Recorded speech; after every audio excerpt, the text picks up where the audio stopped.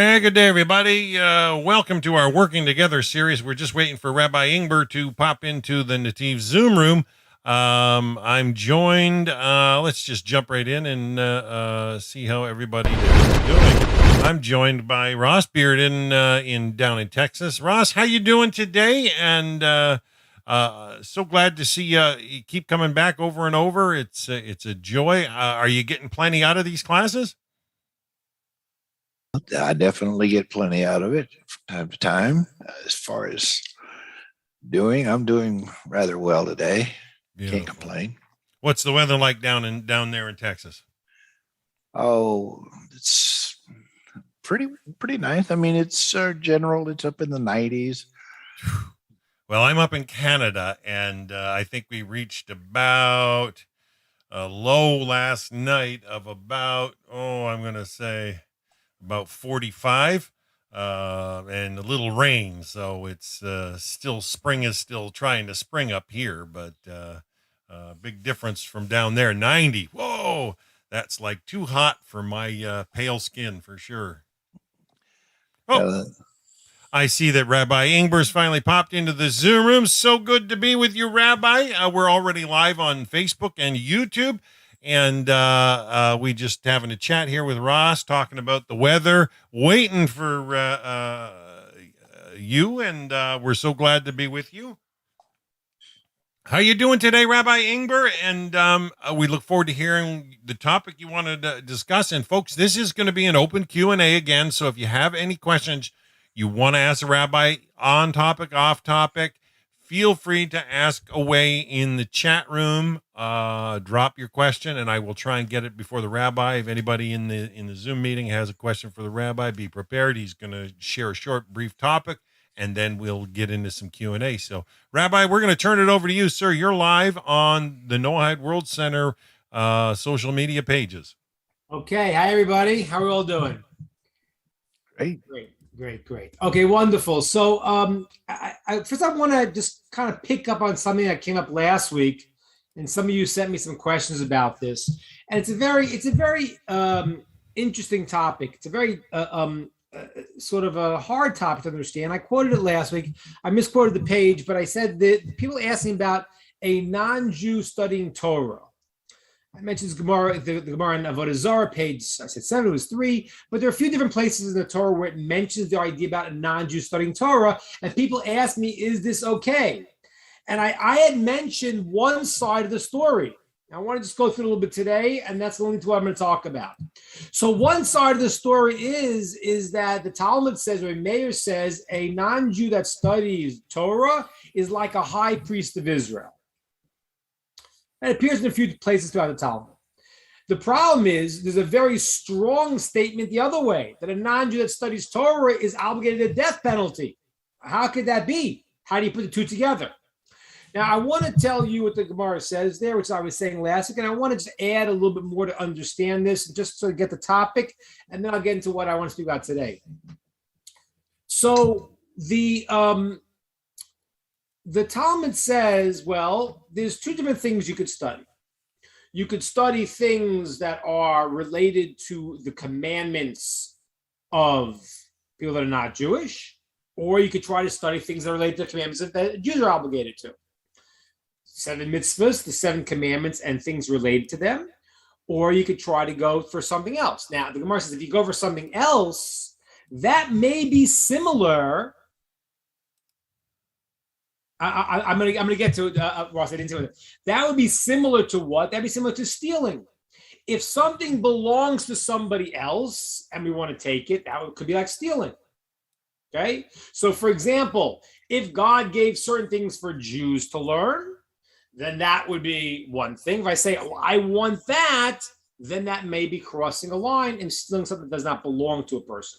That's one of the ways the Talmud explains why it may be a serious offense to study certain aspects of Torah. And I want to be frank with you, I myself am always nervous what to share exactly, because there's certain things to share and certain things not. Now, I want to explain this a little bit more deeply. And I want to share with you the Rambam here, what Maimonides says. Not everyone agrees to this, but this is an incredible understanding and very, very important for what we're doing here. I know in the Noahide World Center, this is a very fundamental idea. And I think it's important for everyone in this group to take at least this approach. And I'm going to try to explain it.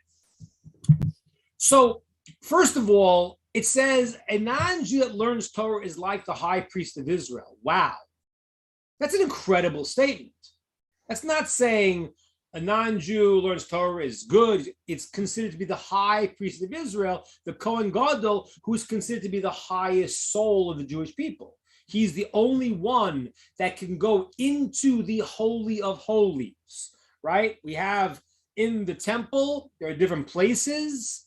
There are places that the people can go. There are places that only the Kohanim, the people, the sons of Aaron could go. And then there's a place that nobody could go. That's called the Holy of Holies, the Kodesh Kodashim, where the ark stood. No one could go in there. If someone went in there, they would transgress, and actually they would die. In the time of the Second Temple period, what happened was the end of the Second Temple, there were problems in the country. There were the Sadducees that were a new sect that were breaking away and making their own rules.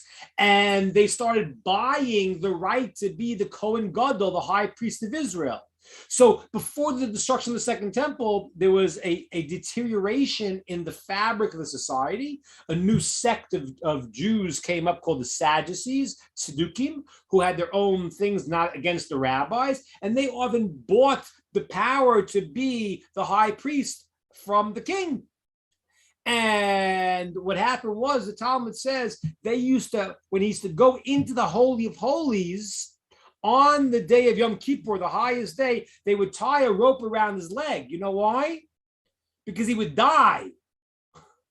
He would die when he went in because he couldn't go in there.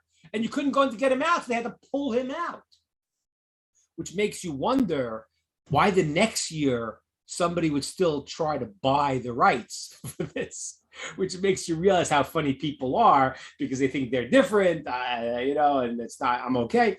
But the high priest of Israel could go into the Holy of Holies. So why would it be that a person, a non-Jew that studies Torah, is called like the high priest of Israel? So I mentioned one idea last week, and I said it's because everyone who does their role in the world has a unique quality. I mentioned the idea of coming into a garden, you water the garden the way everything needs to be watered, and everyone that does their job in the world, they become the greatest they could be. That's what I wanted to say. Meaning, yes, the Kohen, the high priest of Israel, he's the top soul, but he goes in as the representative of the people. So everyone has a connection to him. Every person has their unique essence, who they are, and if they bring that out, then they've done what they have to do in the world. That's what I said last week. I want to share with you some other ideas. One is that some other commentaries say that a person, a non-Jew studies Torah, will be elevated amongst his people. Like the high priest of Israel to the rest of the people. So the non-Jew who studies Torah is elevated amongst the rest of his people. That's one explanation. Another explanation I saw was that the high priest who did the service in the temple, that a non-Jew who's allowed to bring offerings, if he studies about bringing offerings, it's like he's bringing offerings, and that's comparable to the high priest. Okay, so very nice. So a non-Jew that studies the Torah, he's considered to be a high priest of Israel. But then we had that other strong statement saying, well, maybe it's crossing the line. Now, as I said to you, some people understand that the problem is it's like theft. Let me explain the idea of what it means, like it's like theft. Or there's another explanation in the Talmud, which is that like the Torah to the Jews is like their wife, their engaged one, their betrothed one, and it's like taking something that doesn't belong to us. So let me explain that idea first. That idea means that, again, everyone in Jewish thinking, in Torah thinking, every person that God creates is purposeful and has something special about them. And the concept is when I look to be something I'm not and take something that's not mine, I lose what's mine. Whoever puts their eye to somebody else's things, not only will they not get that because it's not meant for them, they'll even lose what they have. So it's very crucial that a person who wanted to convert could convert. A person who doesn't want to convert, this is who I am, and appreciates that, then he or she should be learning what is unique to them. Now, that's the simple way to understand it. I want to share with you what the Rambam says, what Maimonides says here, according to some explanations. And this is very, very fascinating. And not everyone agrees to this, but I say the Noahide World Center, this is a fundamental way that they're doing it. And the rabbinate in Israel seems to be taking this approach also. Maimonides, when he writes this law about non-Jews studying Torah, he differentiates between a non-Jew and a Noahide. And Maimonides seems to take on the approach that a person who has not taken on the status of a Noahide, do what you got to do. Don't expand past that. Because you first got to do what you got to do. You got to not kill, not steal. You got to do the basics. Maimonides seems to understand in his laws and the laws of kings that someone who's accepted the 7 laws of Noah already has the ability to now expand certain parts and learn beyond what a regular non-Jewish person would learn. According to that, I don't know what people have done here, but there is the idea of the benefit of accepting the 7 commandments in front of a basin, in front of a court. Okay, let me explain what that is also. There's different discussions on why a person could take on the Noahide laws. And one aspect is logic. Logic. Most people that realize there can't be more than one God. They realize stealing is terrible. They realize murder is terrible. They realize it's cruel to kill and eat an animal before it's dead. So there's certain logic to the moral code that a person has to do, the basic minimum logic. So that's good. But it's a much higher level when a person goes and accepts that this was commanded not only to Adam and to Noah, but it was also then commanded by God to Moses, to Moshe, to teach this as an obligation. And when someone accepts that, it's another higher level, different opinions exactly what, but it's a higher level of acceptance of this a covenant that God made with Noah. I got to say the blessing today. I hadn't seen a rainbow in a long time, and today was a rainbow. And there's the blessing we make when we see a rainbow. Zochar Bris, God remembers the covenant. So I got to say that blessing today. So a person who goes and accepts the 7 Noahide laws in front of a court of 3 rabbis, that would constitute a certain other level of commitment that has a different status. Different things, according to some, can maybe even reside in the land of Israel. Some, according to some, it's reside in the land of Israel in the times where we count the Yovel, we count the 50 years again. But whatever it is, the Maimonides seems to learn this ability to go and to learn greater aspects that expand that quality is connected with a person saying, I am not by my logic doing what is right, but rather I accept and I understand this idea that God has commanded through Moshe, these commandments that I'm taking on. So I think it behooves us to consider that. If people have not done this and it's not been set up to accept it, it's certainly obviously a big thing. All right, I'm going to get to my topic today in a moment. I'm going to actually open this up to questions on this for a moment because this is a pretty important topic. And I to be frank, I always think about it. Like I say, there's certain things when you start to speak in Torah, I want to make sure I'm always saying things that are relevant to every person here and not things that are not. On the other hand, I understand many of us are, at this point, would call ourselves Noahides, who understand, have a certain other relationship. And according to the Rambam, that would entitle us to deeper and further understanding. So let me open up to questions, thoughts about what I said so far, and then I'm going to talk about my topic for today.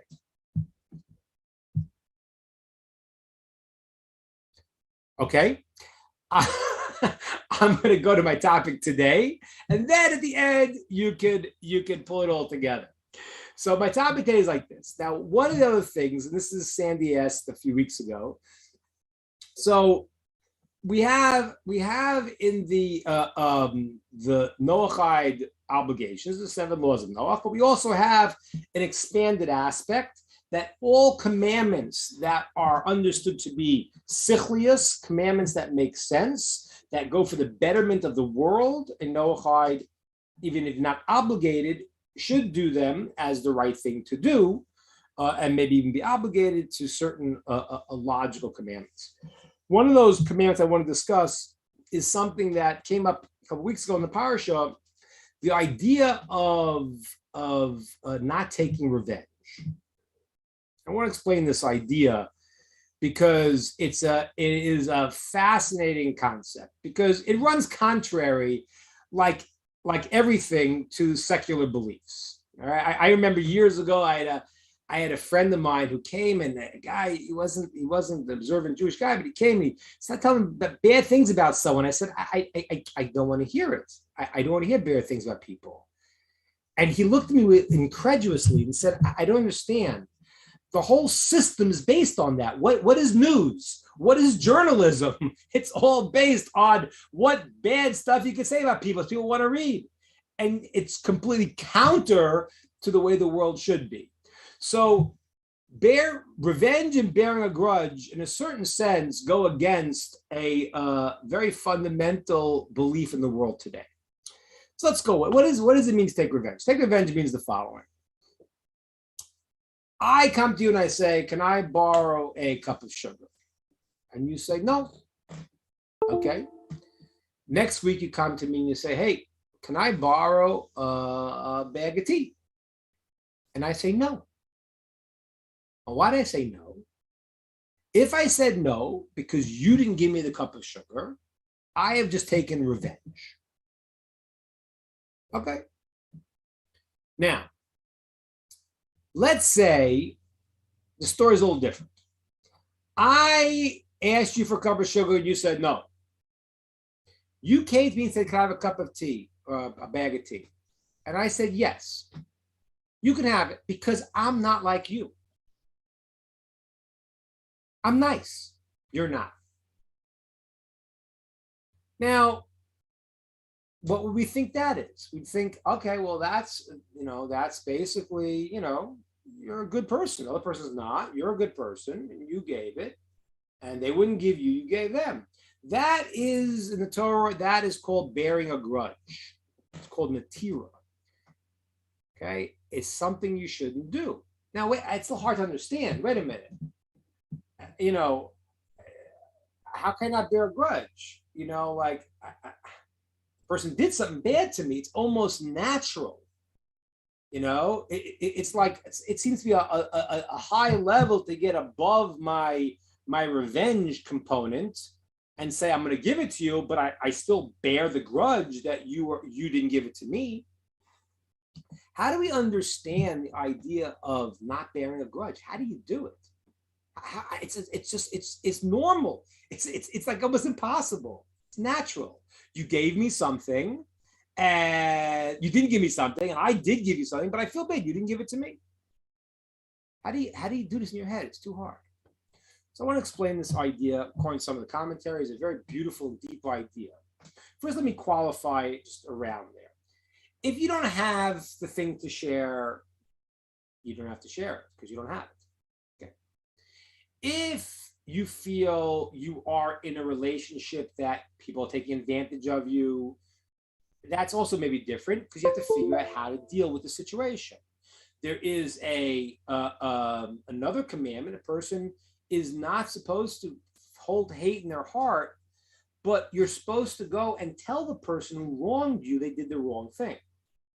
I live in the South, and I'm originally from New York. So when I got to the South, I didn't know what the word bless your heart meant.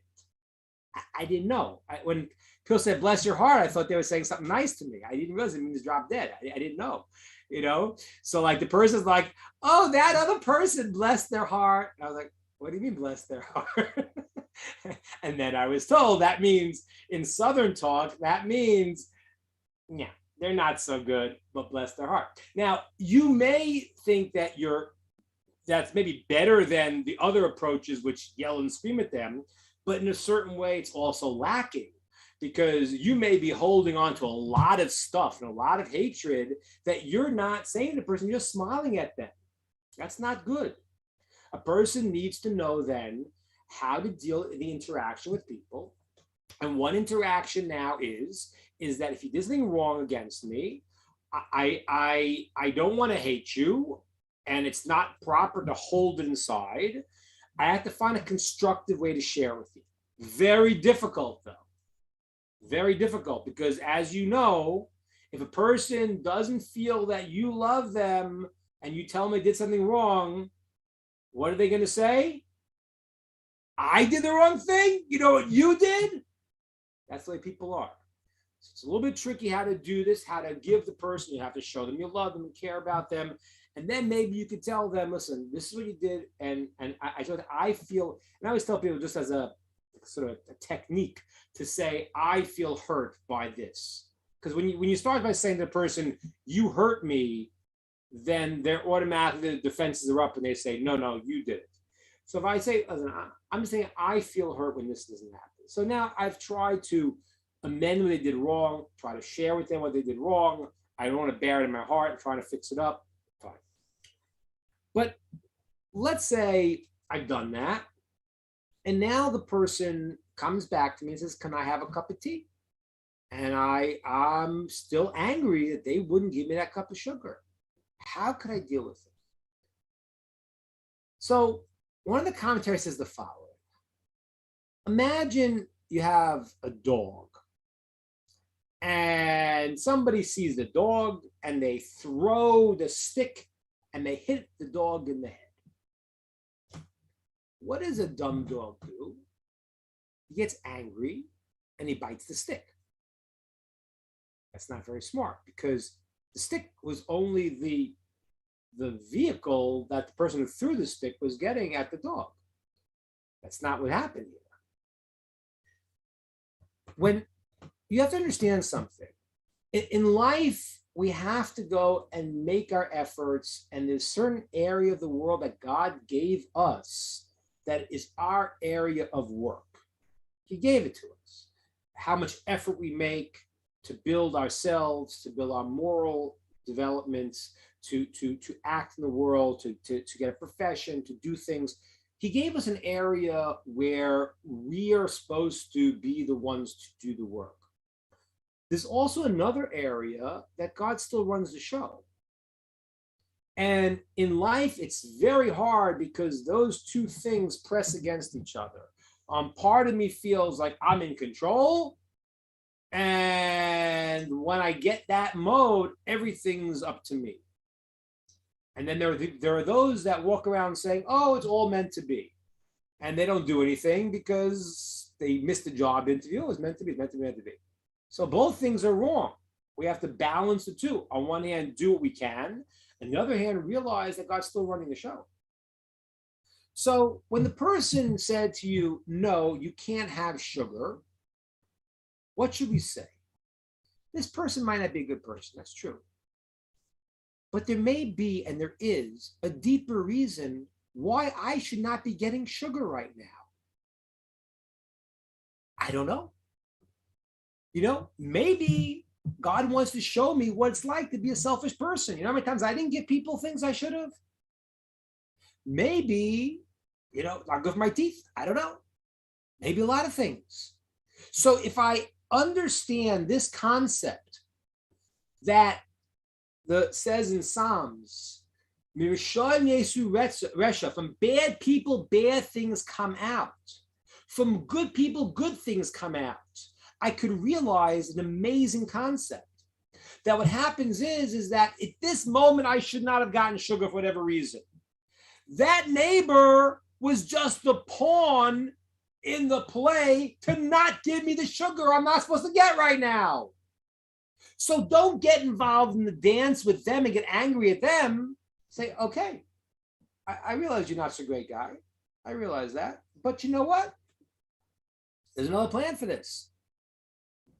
That is the deeper concept of how you cannot bear a grudge. Because when I switch the mode and I say that, hey, wait a minute, this is a stick. This is not the world's not running without God's control. This person is a negative person. That may be true. But they're the negative person that's bringing out this negative point that I had to get at this moment for whatever reason, for something for me to learn. At that point, I don't get into the dance with people to get my anger and to push them back. It's an amazing thing. If you think about the people that we have fights with, we get very petty. We get into like this push me, push back, push back, push back.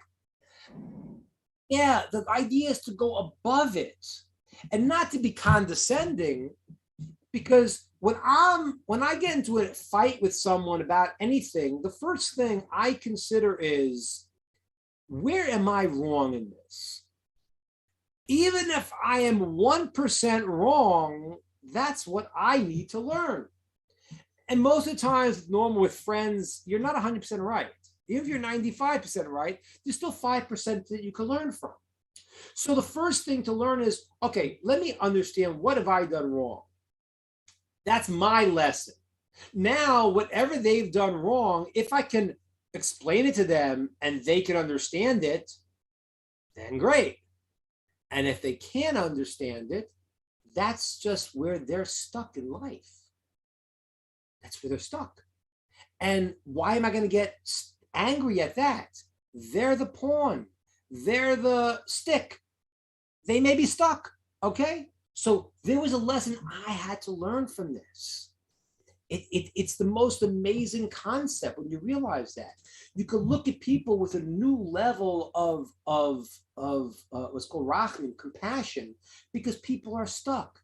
I was once counseling a woman who had problems with her mother. And I said to her, I listened to the story, and I said, your mother's 8 years old. And the woman said, what are you talking about? No, she's not. She's 62. I said, tell your mother's 8 years old. I said, what do you mean? I said, I don't know her. But it sounds like she stopped developing at 8 years old. And all of a sudden the woman said, oh my gosh, my mother's father died when she was 8. I said, yeah. Now, you can't imagine that, because you see this older person yelling at you and you're stuck in this dance, and you don't realize that they're stuck in their own things. They feel abandoned, they feel hurt, they feel stepped upon, all the things that they feel coming out on you, but you think you're talking to a 62-year-old when you're talking to a person who's stuck in a certain area in life. And that's a whole new way to see things. So the ability not to bear a grudge is a whole new way to understand interaction with human beings. Everyone has their shortcomings. I do, you do, everybody does. But you know what the trick is? The trick is to say, if it's just that this guy can ruin my life and not ruin my life, and there's no control, and this is a random world, then yeah, I get angry. But when I realize the world's not at random, God's running the show here. And there's a reason why I didn't get the sugar right now. Yes, he may be a bad messenger, maybe, but that's where he's stuck. What does it have to do with me? God's not going to let something happen to me that can't happen. This is the lesson that Joseph tells the brothers. If you look, it's an amazing thing.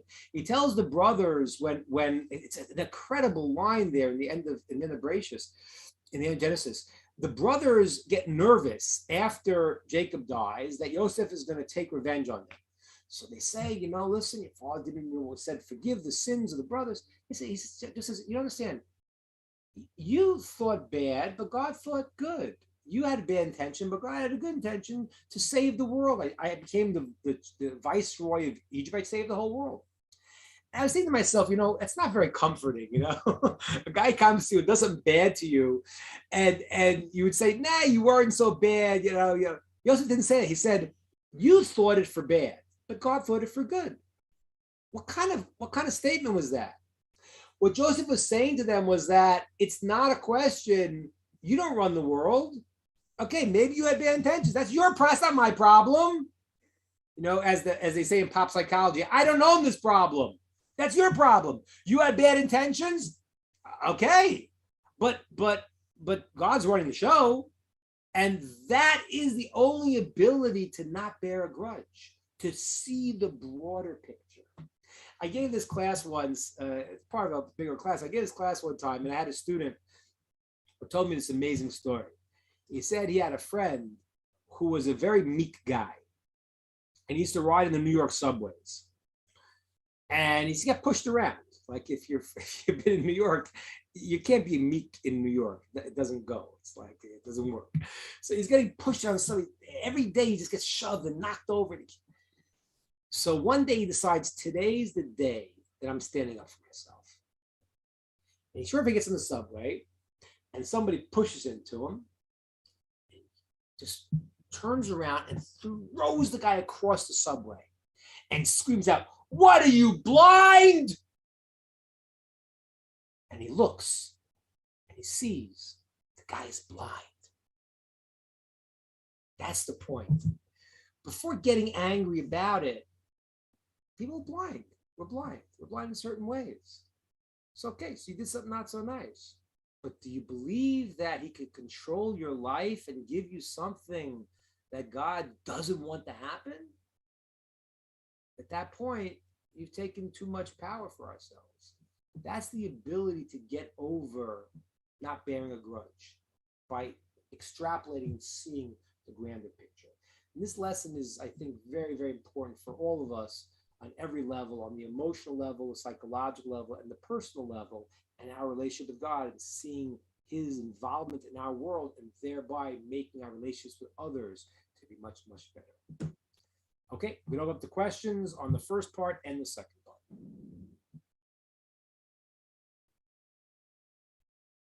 Oh, yeah. Sorry. How's it now? Okay. All right. Questions, thoughts, ideas on the first one.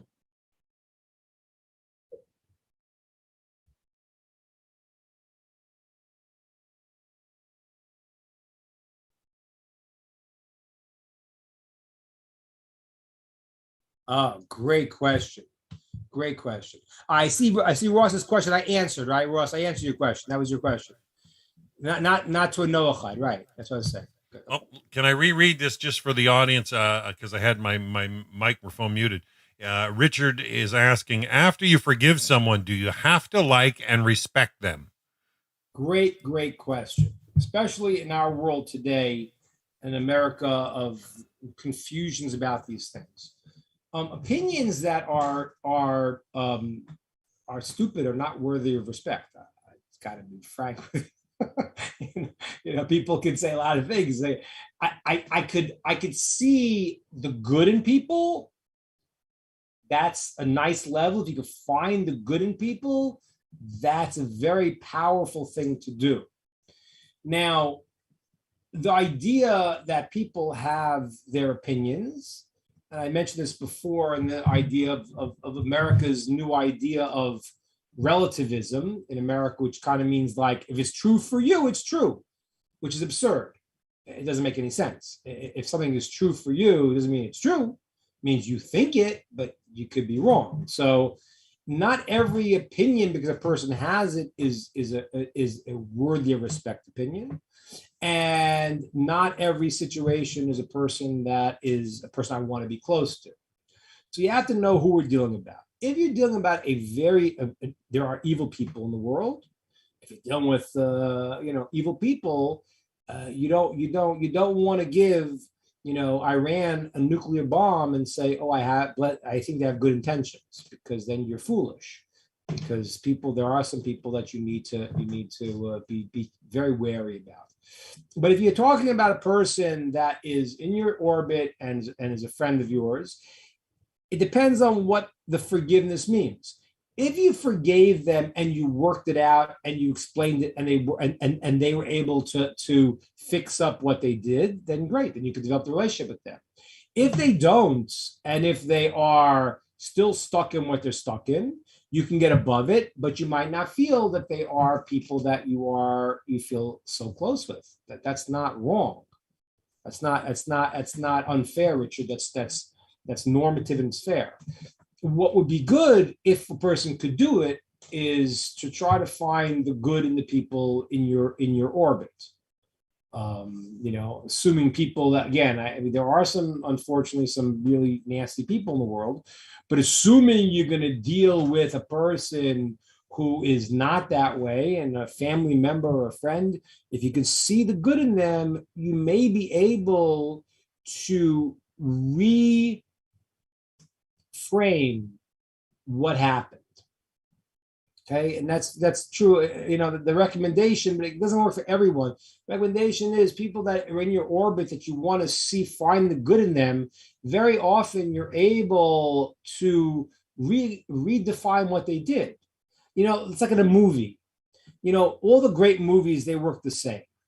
The great movies are people that you could relate to, but in the beginning of the movie, they do things that are not so good. At the end, it kind of shows their whole history starts to look different once you understand what their challenges were and how they overcame them. So it's like a parent.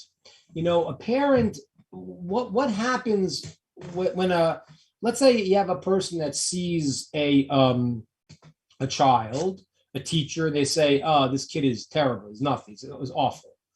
When they go to the parent doesn't see that. The parent says, no, my child's so, what's happening? Is the parent deluding themselves? Well, very, very often they are deluding themselves, but very often they see something good in the child that they're able to go and to see their deeds in a much broader sense. So to the degree that we're able to do it in our world, when it has truth to it, which very often it does, we become greater people.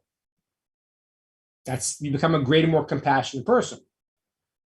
So it's a hard job to do, but if you find something good in the person, then just like, again, I'm not telling you that you have to make everyone like your children, but a spiritually advanced person would feel these people are my children in the sense that, yeah, they made these mistakes, those mistakes, but I see the good in them.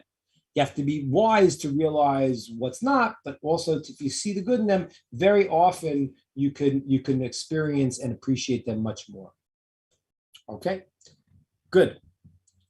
What, we got another question came up, I saw?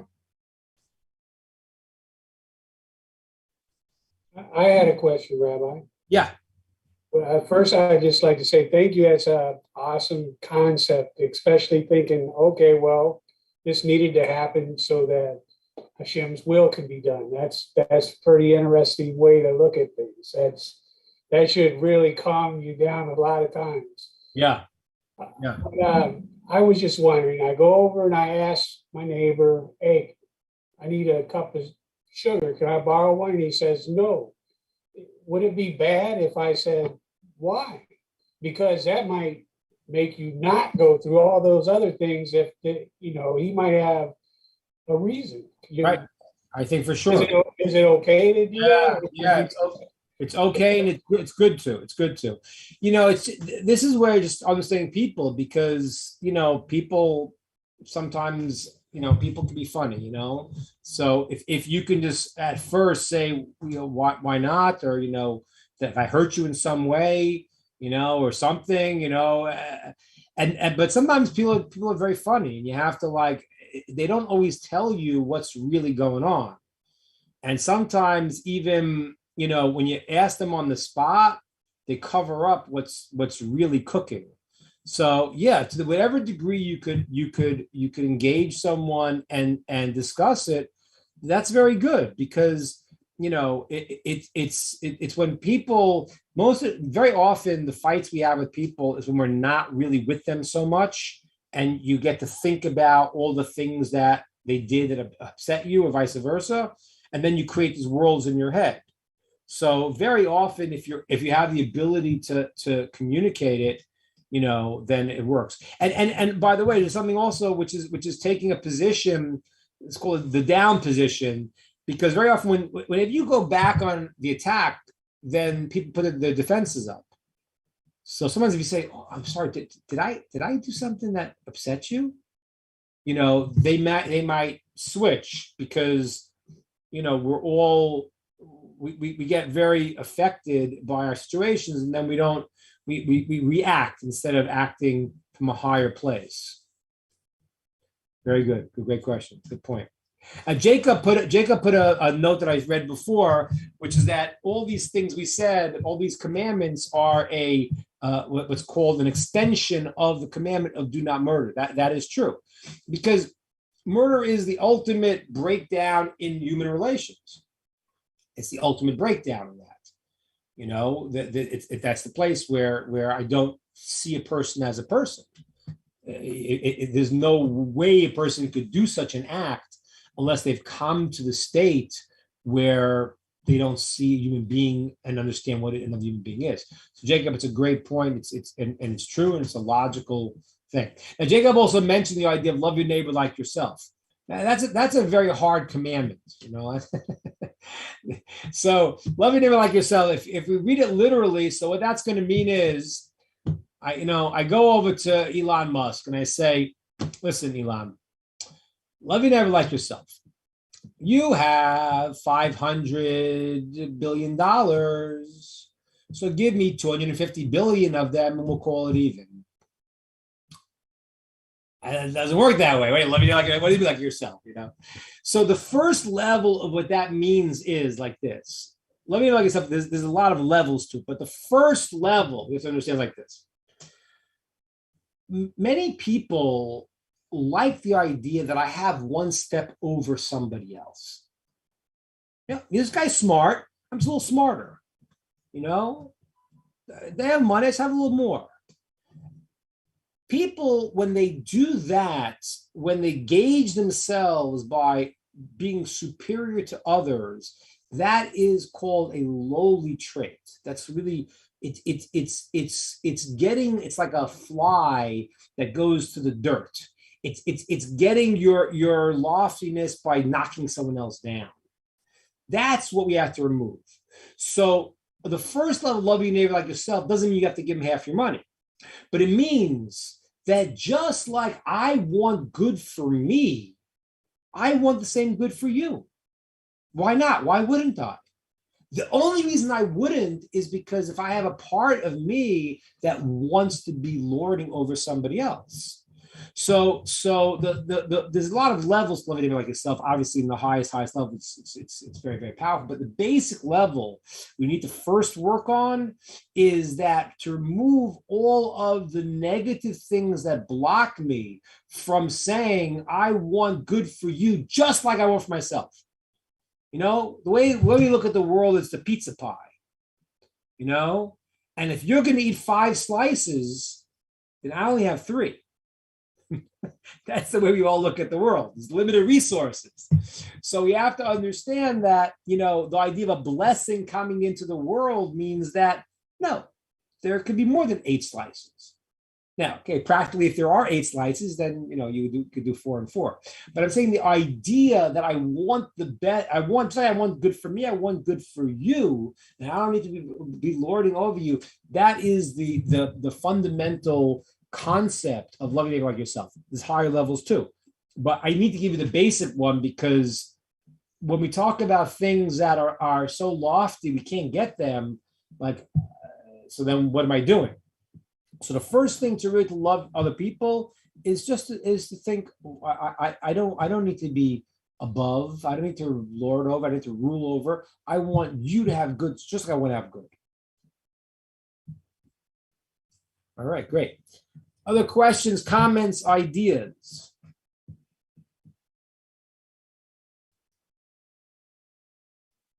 Rabbi, going back to the Holy of Holies, and that they tied the rope around the person's feet to drag him out in case he died.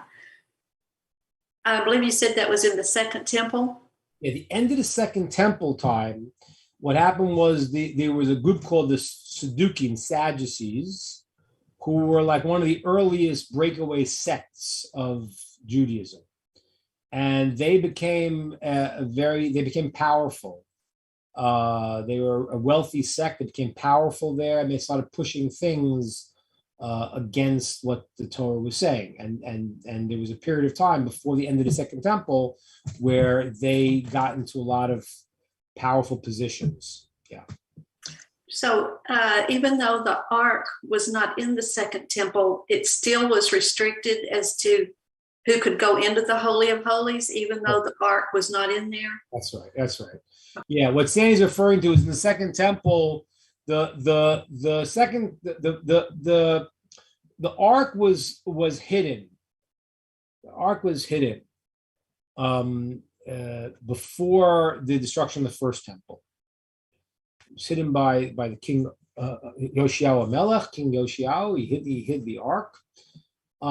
And so we didn't have the Second Temple. We didn't have the Ark in the Second Temple.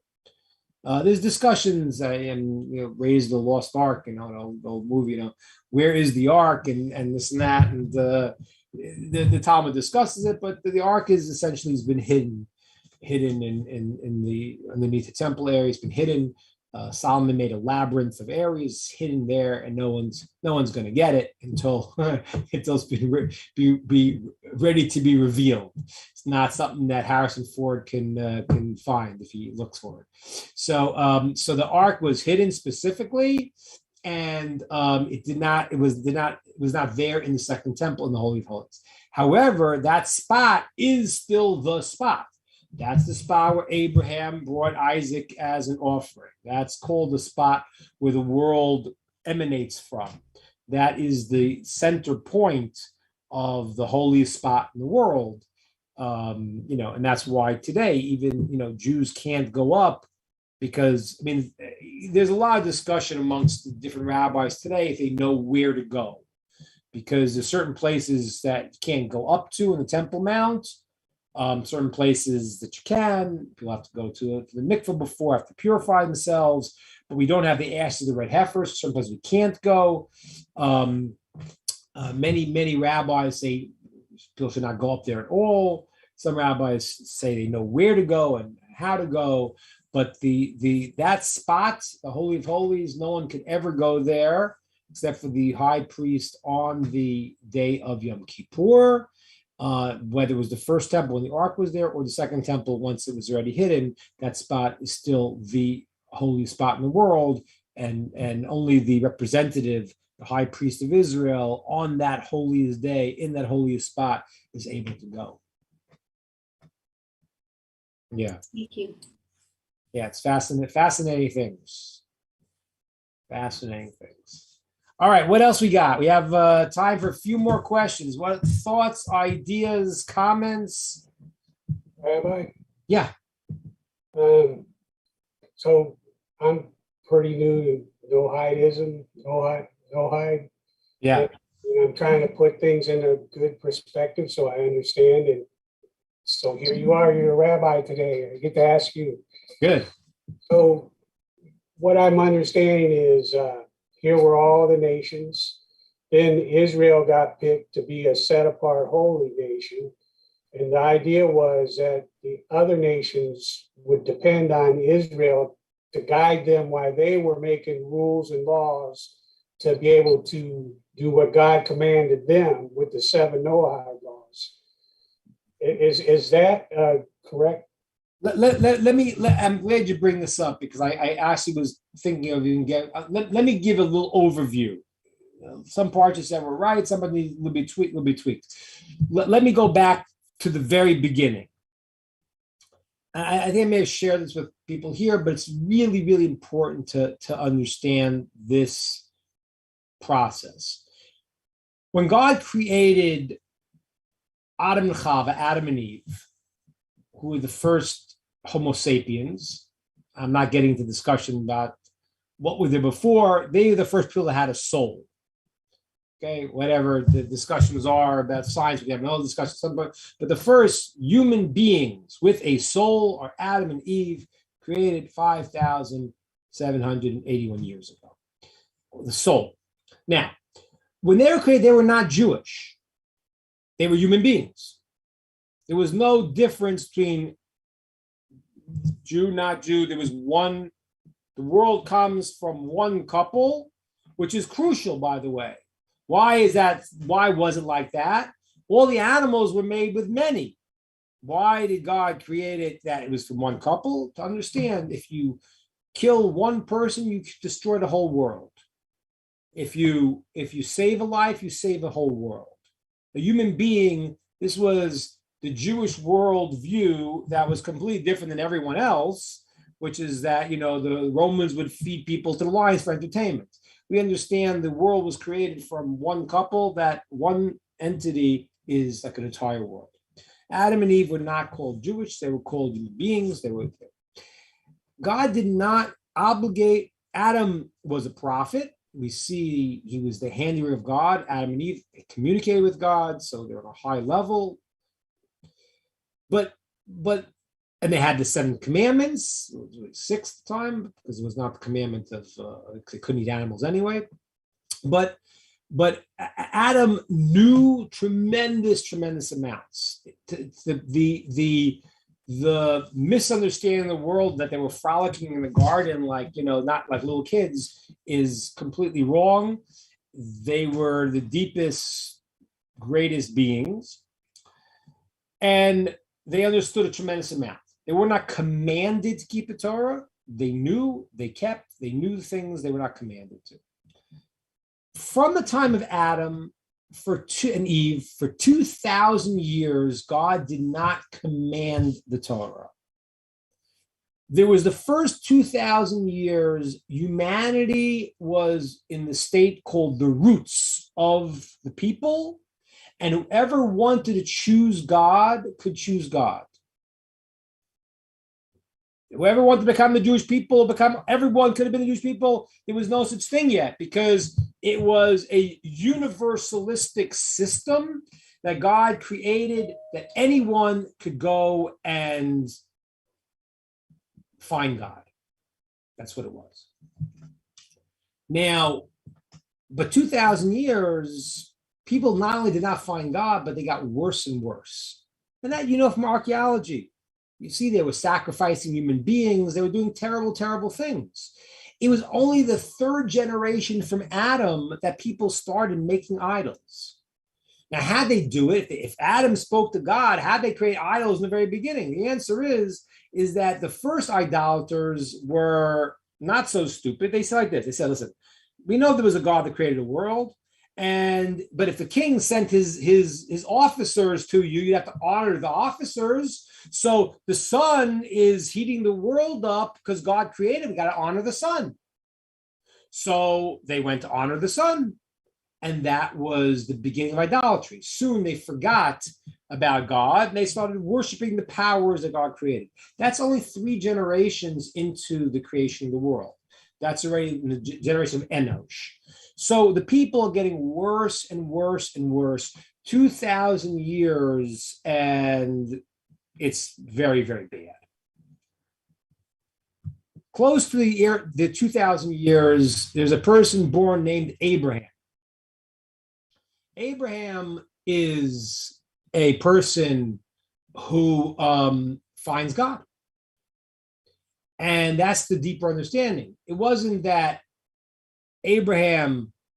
God chose Abraham once, is that Abraham chose God. His father was an idolater. Abraham was called the great thinker. He said, wait a minute, the sun can't be God because the sun goes down. The moon can't be God because the moon is not there in the morning. So he realized, when he thought about the world, he thought that there has to be a creator of the universe. And he was the first one now to reinstitute monotheism. Abraham started teaching Jews and started teaching everybody. There was no Jews and not Jews, started teaching everybody. And he started making a whole movement. And he really, in one sense, is the most successful revolution ever. Because most people today believe in one God because Abraham. But that's not the case in terms of most people didn't accept it. Abraham had students, he had followers. They sort of disappeared over time. Then he had a son, Yitzchak, Isaac, and then Jacob, and then Jacob became the 12 tribes. Now, at the point where Abraham chose God, God said, okay, I am now going to let you and your descendants be the emissaries that have to take care of the work of the world. Everyone else will do the basic commandments, the 7 Noahide laws that I first told to Noah, to Adam, and restated to Noah. These are the laws of morality. But Abraham, you chose to take on the full job. I'm going to give it to you and your descendants. Then what happened was, when that was the first 2,000 years of history. Abraham is born in the year 1948 to the creation of the world. So it's a 2,000-year cycle. The time he's 52, that's when the world starts to change. And it moves into now the next 2,000 years, which was called the time of Torah. The next 2,000 years, what happened was, now God says, I created a nation. I'm going to give them the Torah to keep. Everyone else should do the 7 Noahide laws.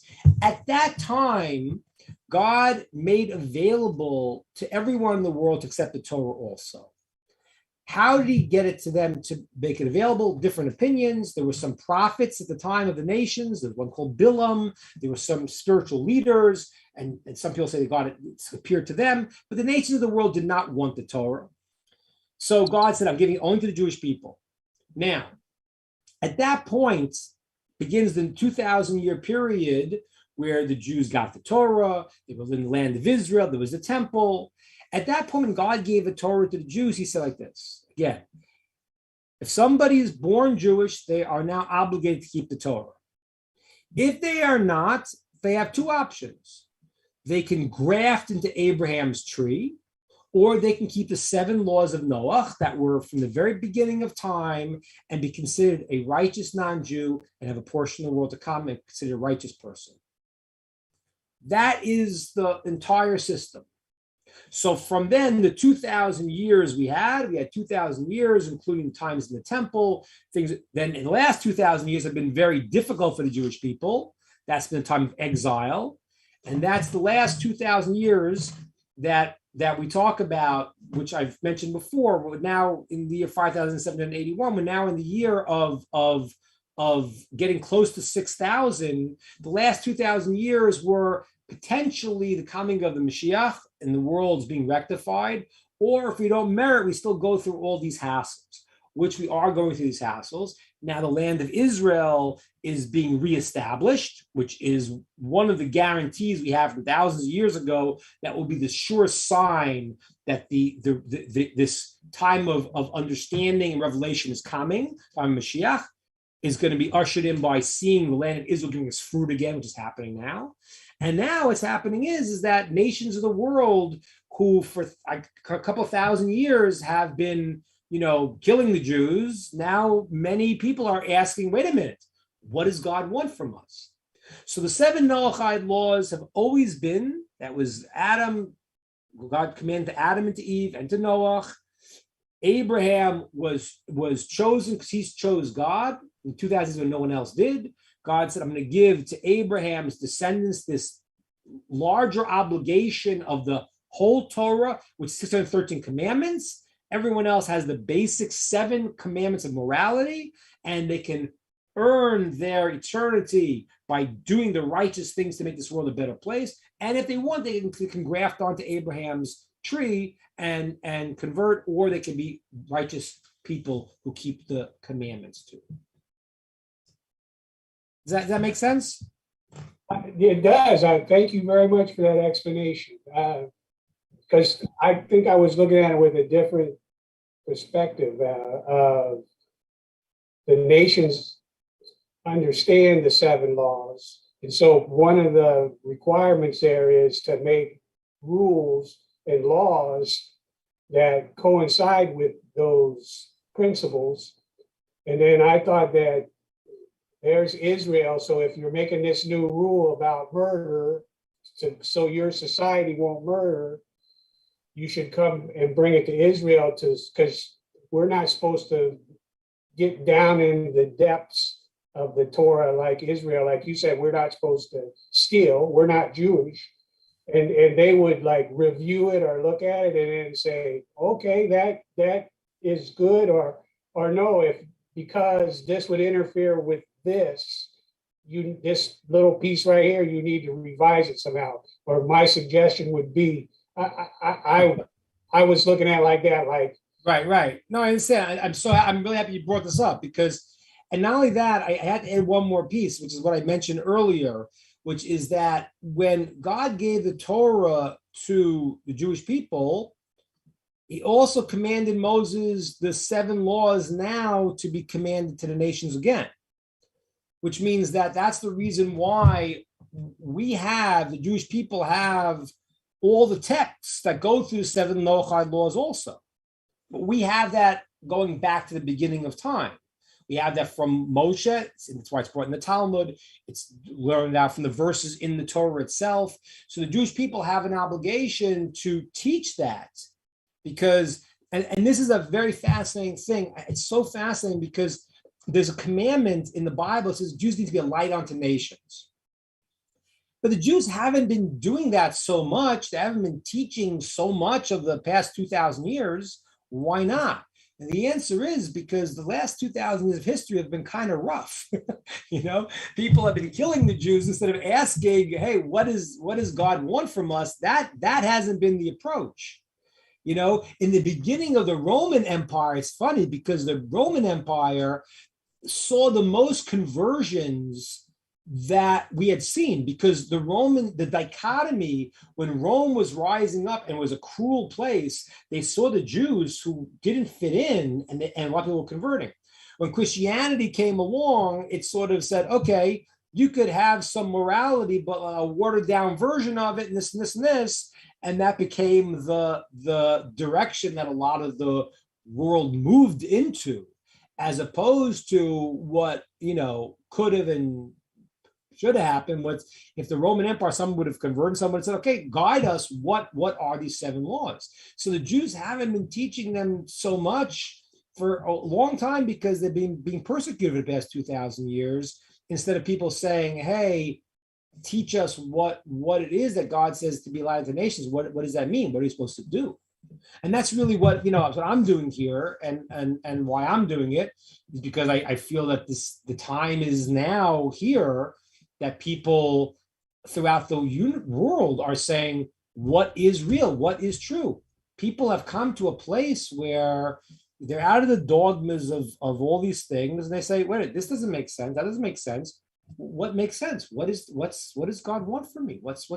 And especially in our society right now, the society is going bonkers.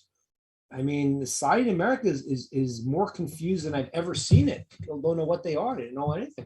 So for people now to look and say, those who are thinking say, what is the truth? What am I supposed to do? How do I live a righteous life? How do I do what I'm here for? Who knows this? And I say, it's not me. I'm only a conduit to say what the Torah says.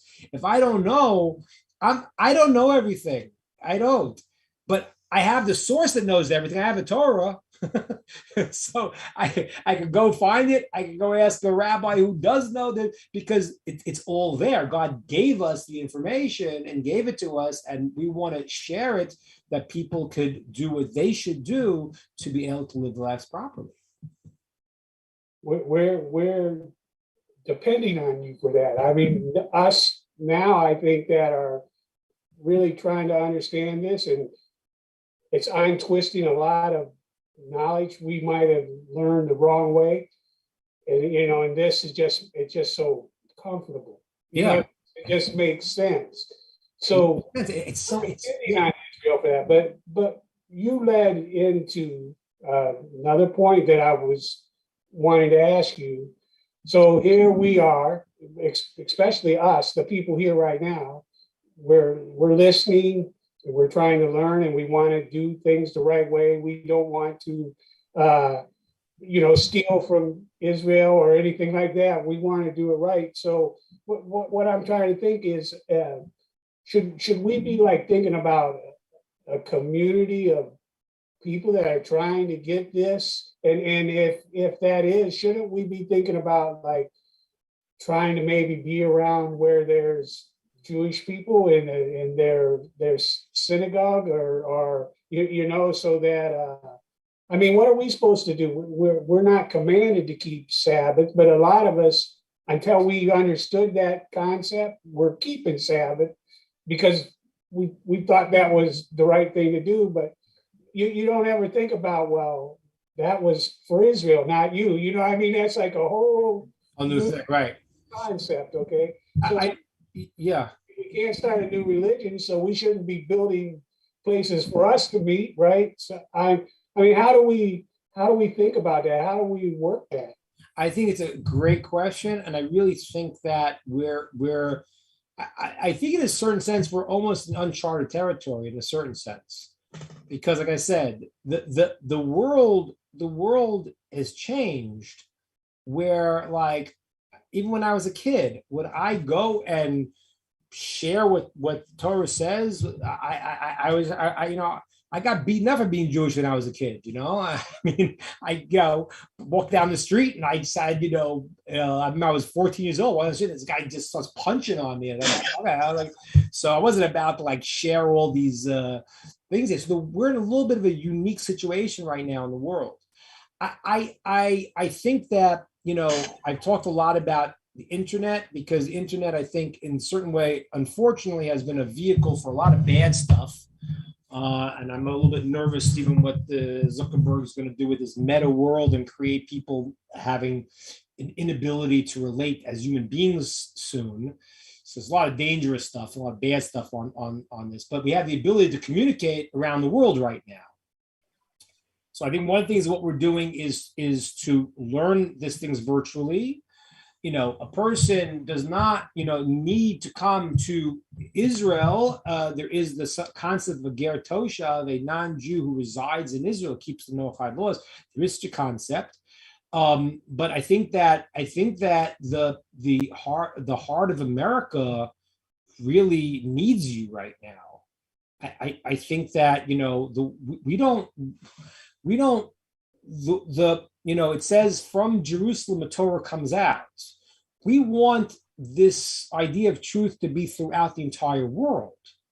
And if you're in America, wherever you are, let's make where you are a great place.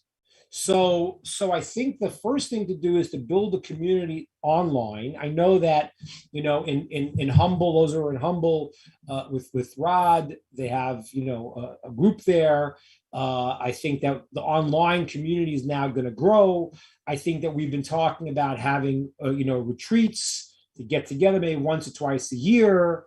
I don't know that you need to move from where you are. I think we just need to connect and learn together and to grow together and give everyone the tools to be able to sort of take back America and to make this a special place that when the Mashiach comes and everyone's going to hear it, you're going to be telling them, like I said, the non-Jew learns Torah is like the high priest, means that you'll be able to tell everyone else, listen, this is what we've been talking about.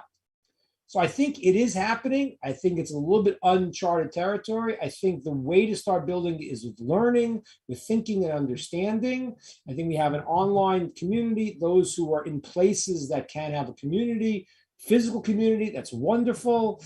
But I think this is the way to start it. And we'll see how it unfolds over the next period of time.